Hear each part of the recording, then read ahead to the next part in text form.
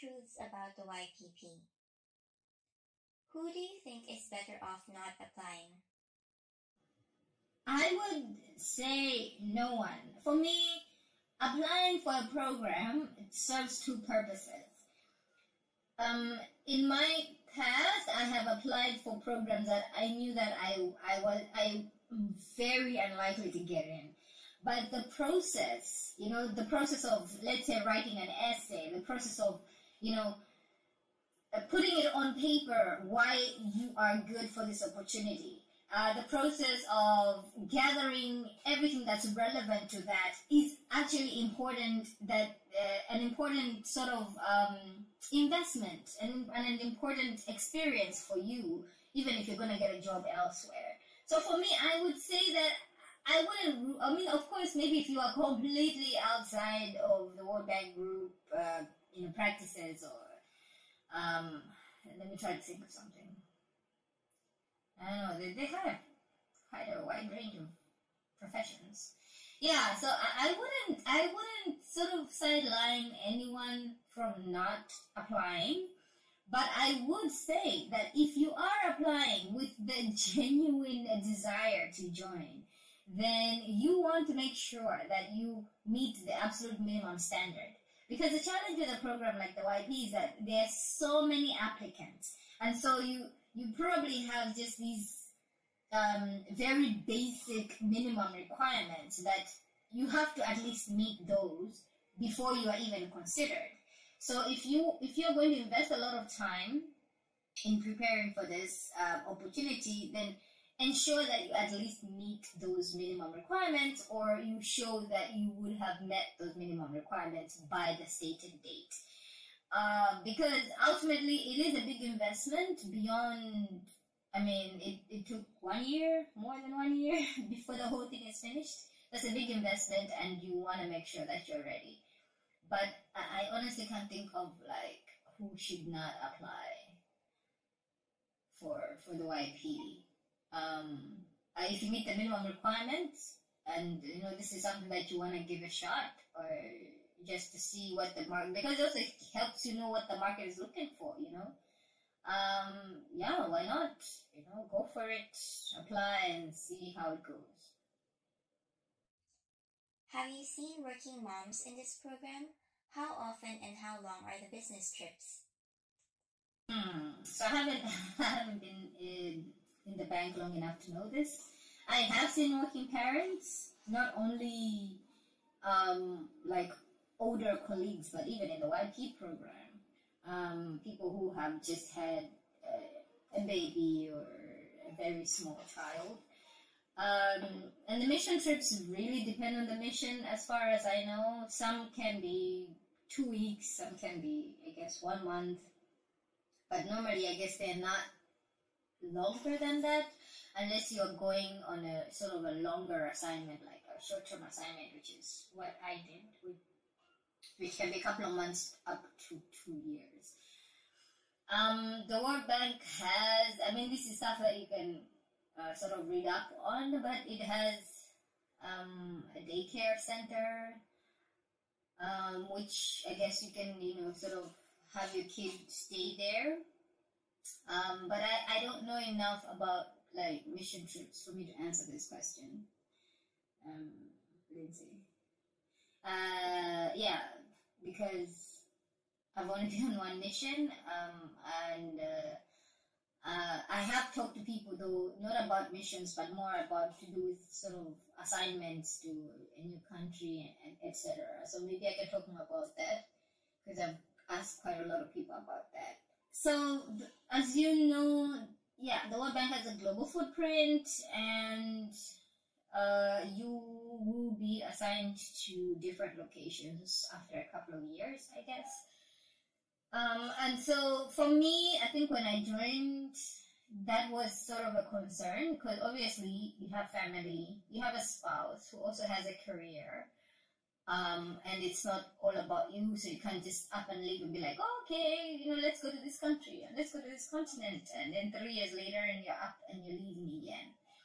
So I've asked quite a lot of people about how they handle that, and about how to balance that.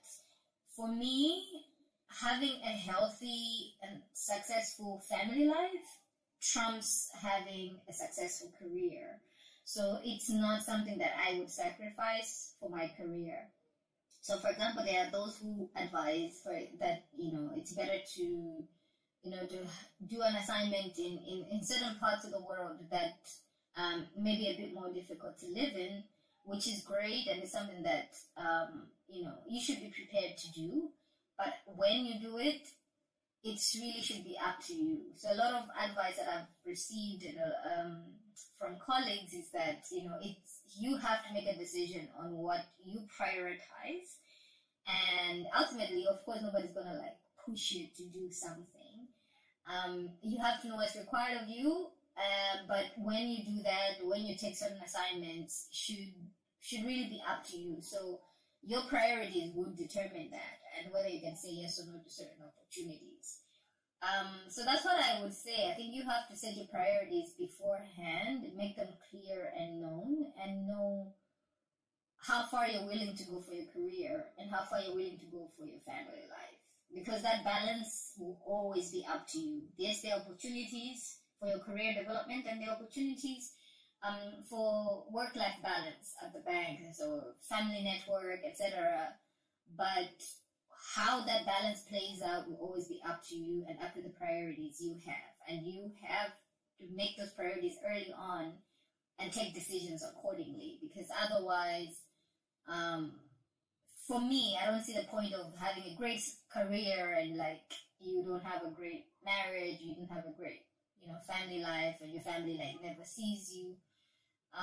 So that is up to you. A lot of it is up to you. And that's what I've been told countless times when I have asked this question. What do World Bank staff hate the most about working there? About the job. Oh, is that the job is very busy. Yeah. It's mostly the thing you love the most about something is the thing you're probably gonna hate the most about something. And so yeah, one of the things that I've heard consistently is that it's a really busy life, and it's very related to what I said earlier, that it can make the work-life balance pretty challenging. I've been here a couple of months and I see people working like super late hours pretty consistently, and so that can take a toll on you. But the other thing is that I don't know if I would say what other people hate, but again, it's what you're also gonna love is that it's not a hard-coded structure. It's quite a flexible place, which is great because there's a lot you can do, but at the same time, there's a lot that sort of hinges on you. So I think from what I've talked to people about before is that it can seem chaotic, but that seemingly chaos is what allows, I guess, for people to be innovative, for people to be very flexible in how they use their skills. So yeah, the thing that people hate the most, I have found, is also the thing that they like the most about the job. What is your advice to reapplicants? How can they make their applications more competitive? It really depends. To be honest, I don't know, because the first time I even didn't go to an interview. And some of my senior colleagues were actually quite surprised. They thought I would definitely go to the interview. And second time, I almost submitted almost the same applications, a little bit updates, but nothing significant. And I went to the interview stage. So I think there's a random element in that. I don't know. If you're able to, in this between your previous times of try and then the latest, if you can really make your statement stronger, make your key skill skills and achievements standing out more in your CV and get stronger references. I think this would definitely help you in that screening process. But I may not be the best person answering that because I only did interview once. Is it possible to apply again if you've already reached the interview stage previously? I understand, yes, as long as you meet the criteria. What are some reasons why applicants get rejected in the latter stages?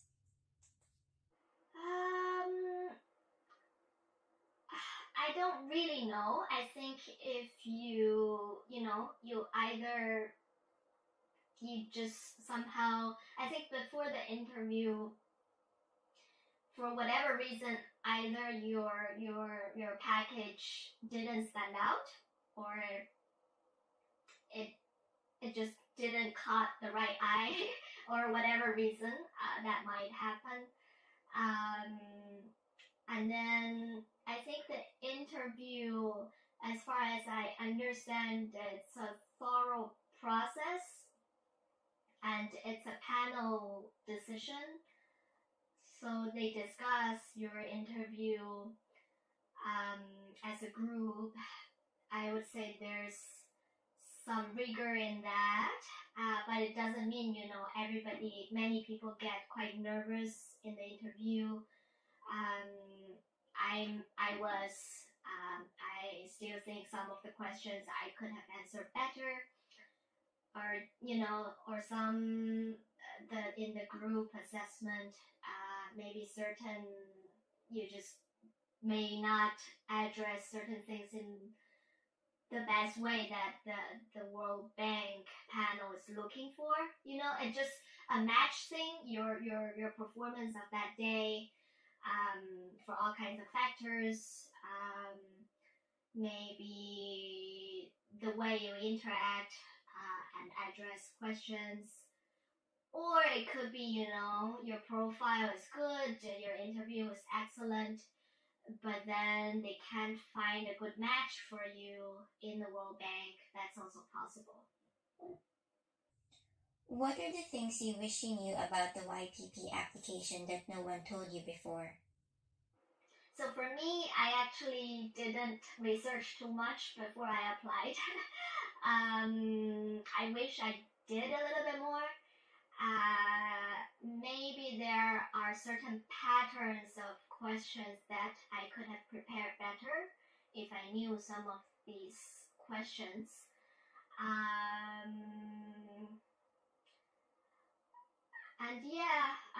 I wish I could have applied earlier. I just didn't think much earlier. I only applied at the edge of my age benchmark. Only once I entered the YPP, I realized, actually a lot of people applied much earlier and can get accepted in their 20s, late 20s. I think that's pretty good. So I wish I could have done that. But anyway, I'm glad I'm in. What are the things you wish you knew about YP life? I would say if there's some flyer or something, a video clip or something that just give you a snapshot of how it can look like, that might be helpful. Some of these I just didn't know how it's like, how your program is like, what does cohort mean, what would be the training, what's your career trajectory after that, some of these basic information. If there's any quick snapshot, that would be helpful. I think I would love to know how people works in teams in the bank. For instance, how you get to choose what projects you want to do, and you kind of can work to cross support or work with some other people, work on the other projects you're interested in. I hope I knew this flexibility earlier, because I kind of really didn't know this. Therefore, I tend to take what's given to me, and then up to a point, I find, oh, I just couldn't take it. It's too much, but still, there are interesting things I want to take on. So I think knowing how the institution works and some of those flexibilities kind of helps. Any other advice that you wish someone told you before? Yeah, but there are things that I wish I knew. I think in terms of the application process, quite honestly, I am grateful that I did have quite a lot of information. I really read a lot, and I knew a girl who had applied the previous year and had gone all the way up to the interview, so she also sort of gave me some tips. So that was really helpful. Watching videos like this helped me. So I watched the videos of like current YPs who were just talking about the experience and the essay, and how to make a success of it. So I was really helped by all that. But I think what I didn't have enough of was I didn't really have direct contact with somebody who was already inside during my application program. So I connected with people or other YPs only after I had already been selected, because I went to some conference and there were kind of a lot of World Bank people there. And so I didn't really have inside information, unlike other people. I have never worked with the World Bank before. This is my first time working with the bank. And so I didn't have a picture of what it's like inside, which is something that I feel maybe would have helped in terms of navigating your way through this really big organization, and just like how to handle so many different things, your relationship with your manager, what that means for your career, etc. You do learn those things when you do come on the job, but there's a lot for you to learn. There's a lot to take in. And I think that if having somebody who was already there to sort of really talk to very extensively would be something that's quite helpful to give you the right expectations for when you join, because it can be a bit overwhelming when you join, and yeah, so that knowledge gap can make a big difference in terms of you settling down and finding, sort of finding your 2 feet in the organization, which is something that, it can be a pretty steep learning curve.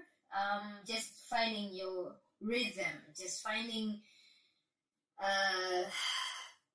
your routine.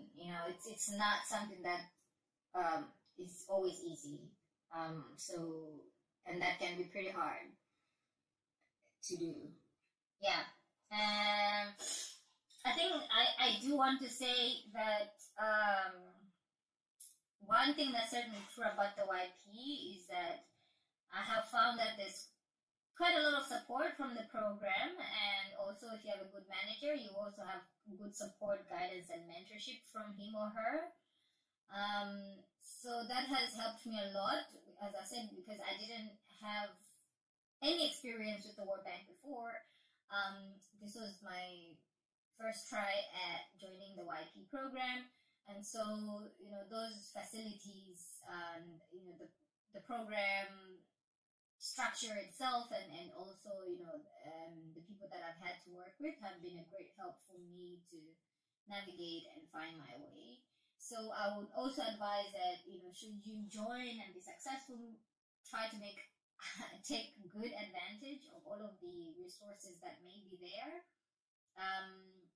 For some people they may not be as lucky, but definitely there are some good resources, and they try to make a lot of effort to give you as much information as possible. So try to make good use of all of that, to find your way and make sure that you deliver on your work program. So that's my advice. Who do you think is better off not applying? Um, Look, I think when I think about a 90% of the YP class can be divided into two categories. It is either people who are finishing a quality doctoral program or are in a postdoc in something that's related to social science. So that will be economics, policy analysis, political economy. Um, the that is usually somewhere around the half of the program. The other half uh, tend to be people who are engineers, um, doctors, health policy professionals, a variety of people with genuine expertise in a particular sectoral area. Because you're looking for people that can design and implement projects and credibly sit in a government office in a developing country and talk from a level of at least some level of experience about what needs to be done and how things need to be done. So between those two categories of people, that's probably, and what I've seen, about 90% of the YP population. Then you get 10% of other. You will get people coming from strategic consulting firms. You will get people coming from law firms. You will get essentially a wide range of interesting people. It is extremely rare for somebody to join directly from a master's degree in public administration or a master's degree in or an MBA. For the World Bank YP, that is unlikely. IFC YP, I think, is a different story, but World Bank YP is it would be more of a surprise than reality. Have you seen working moms in this program? How often and how long are the business trips?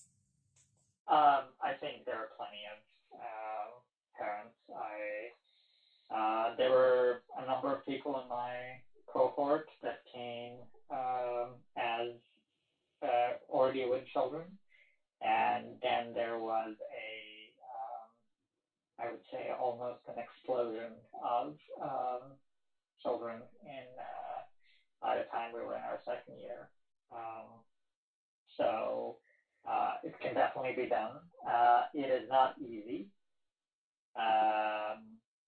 You see people who are, particularly with young children, doing 2, 3 week, 4 week mission trips. It becomes very, very difficult. But it definitely can be a very impressive thing to watch because efficiency tends to increase significantly as people have to balance those roles. What do World Bank staff hate the most about working there? The bank portal, I think.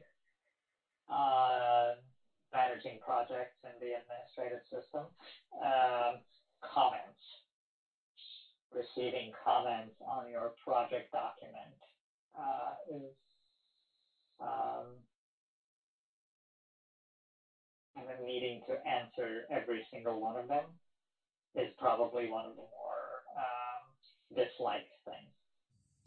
What are the things you wish you knew about the YPP application that no one told you before?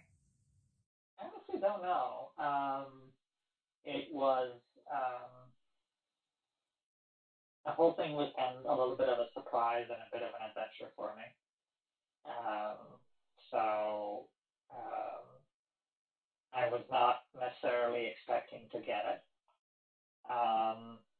What I suppose the only thing that thinking back at it that might have been a surprise is when we were requested to submit the second round of information.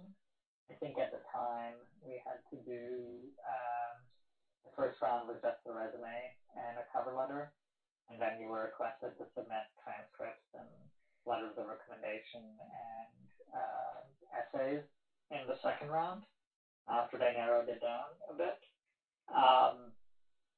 The timeline for that was extremely compressed. And that probably was a surprise. And I remember, I think I spent an entire weekend trying to do that. But that's really about it.